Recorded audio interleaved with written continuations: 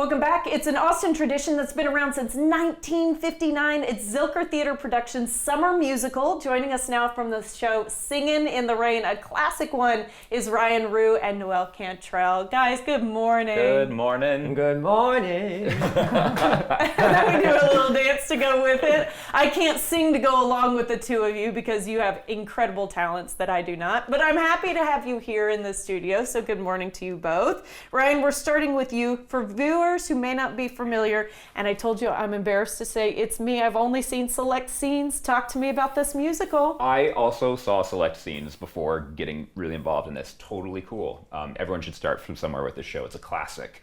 This show is about Don and Cosmo, who are two Hollywood, an actor and a musician, that are navigating the shift from silent films to talking pictures.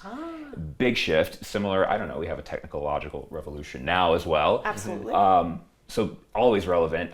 Within that, though, there's also a rom-com. There's Kathy, who's an up-and-coming performer in the Hollywood area who happens to meet Don by chance. And the three of them sort of become a unit in figuring out, how are we going to take this one project that could tank the studio? How are we going to make that into something that's going to shift with this time? So it's a story of like overcoming things as I guess a hurdle in the Hollywood story, but also just the three people and their friendship. And like some relevant themes to today with everything else changing with AI and that kind of thing. That's Exactly. Interesting that it still applies. Okay, Noah, music, choreography, comedy, these things I all know exist in the show. Talk to me about what we can expect. Yeah, so the music is, everything is from the hit movie. So we're talking a lot of the jazzy numbers, the classic jazzy music, a lot of fun, energetic choreography, some of which you can see a lot of the direct parallels from the movie and the comedy. It's just, I think it's fun because it's a lot of like the same like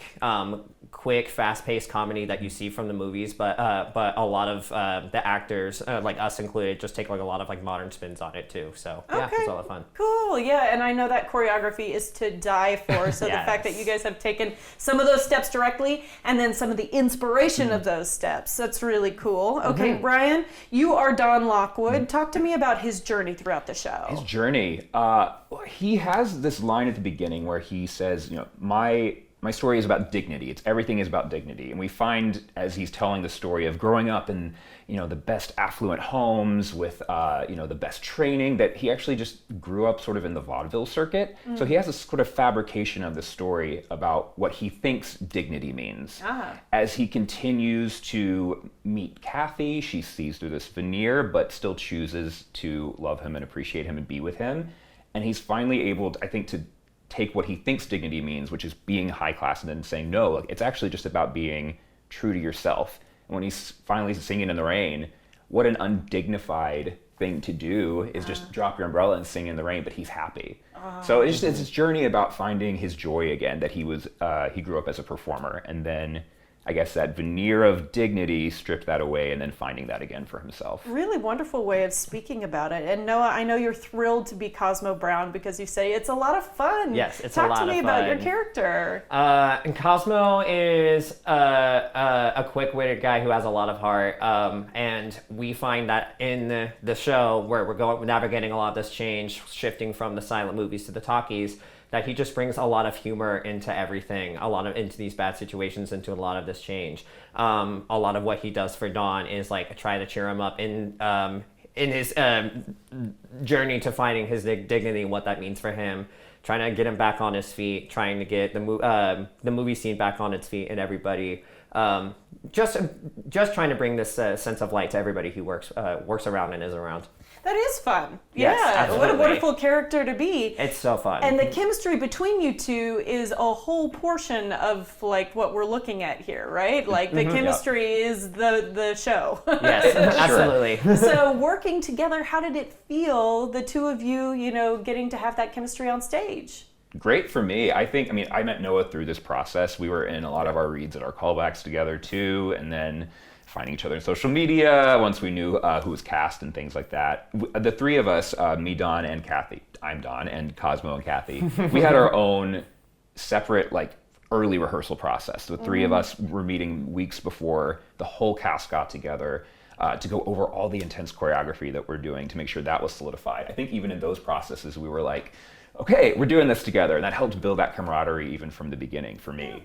Yeah, I mean, just about same, like having those early rehearsals helped solidify that and kind of start building that chemistry and that camaraderie super early, so that way when we joined the rest of the cast, it already felt really strong. Yeah, and then everybody can kind of base their feelings off of you. They see the strong trio, and then they can follow the leaders, so to speak. Yeah. Yeah, okay. Do you guys have a favorite musical number or scene, whether or not you're in it? Yes. Ryan, you first? I really like Broadway Melody, which doesn't make sense in the show. They're saying, hey, what if we did this number? And they do a number. Doesn't actually serve the plot, but it's a really fun number. A story is told within the story of, I'll let you see it when you come to see the show, but it's a ton of dancing, a 5+ minute solid dance number, and just a great time. Everyone is involved in it in the whole production, and it's just a really fun number to get to see in Act 2. And what would you say, Noah?